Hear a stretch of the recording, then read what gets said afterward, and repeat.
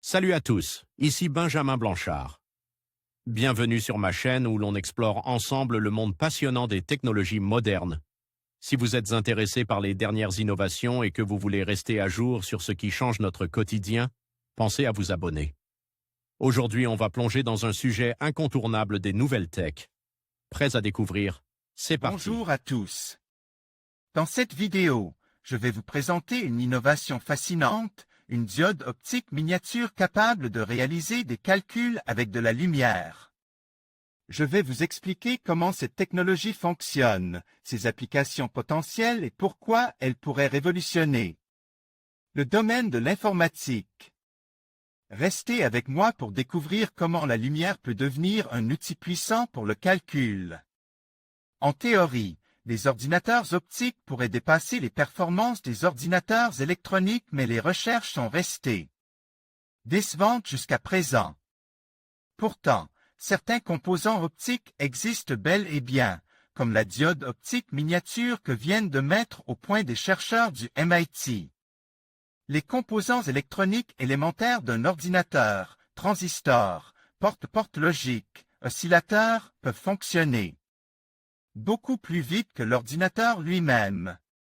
Malheureusement, différents phénomènes dans ces composants, comme des interférences électromagnétiques, ralentissent les systèmes lorsqu'on tente de les faire fonctionner à haute fréquence.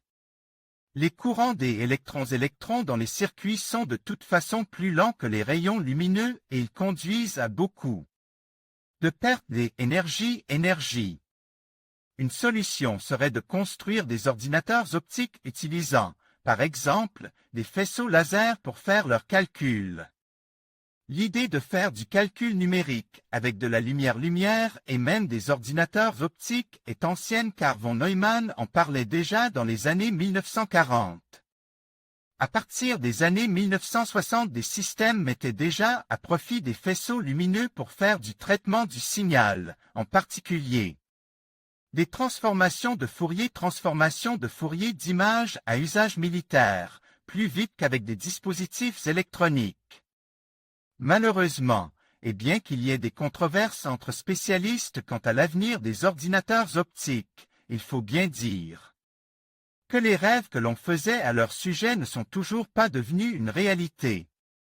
Des puces photoniques pour le traitement du signal et des images. Toutefois, comme l'informatique utilise déjà les impulsions lumineuses transportées par les fibres optiques, les travaux sur des puces photoniques ont continué.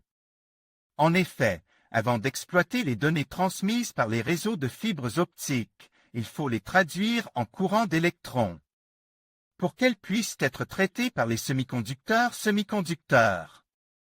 Cela occasionne des retards dont on se passerait bien, d'où l'idée d'avoir recours, au moins pour du traitement d'images, à des puces photoniques. Le mathématicien von Neumann, l'un des pères fondateurs de l'informatique. Penn State University, diverses tentatives ont été faites mais il faudrait arriver à obtenir des composantes microscopiques fonctionnant sur un support en silicium.